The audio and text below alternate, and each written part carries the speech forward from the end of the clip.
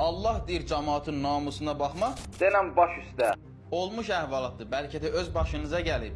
İki dost maşında binanın qarşısında dayanırlar. Biri ev sahibidir, biri qonaq. Ev sahibinin bacısı uzaqdan evə tərəf yaxınlaşır. Qonaq isə, digər dost isə bilmir onun bacısıdır. Başlayır ona baxmağa və öz dostuna deyir ki, gör nə qəşəng qızdır, gözəl qızdır. Hələ bəzi sözlər də işlədir, daha demirəm, özünüz başa düşdünüz. İndi özünüz bunun ardını fikirləşin. Ona görə Allah Taala deyir ki, göz zinası etmə, gözlü cəmaatın namusuna zilləmə. Əgər Allaha qulaq assaydıq, bu günə qalmazdıq. Çünki sənin dostluğun namusu, anası, bacısı, gəlini, qızı çıxa bilər. Onda başını dik tutmağa başın olmayacaq. Çünki Allaha baş üstə demədin. Əgər Allaha baş üstə desək, başımız ucalacaq.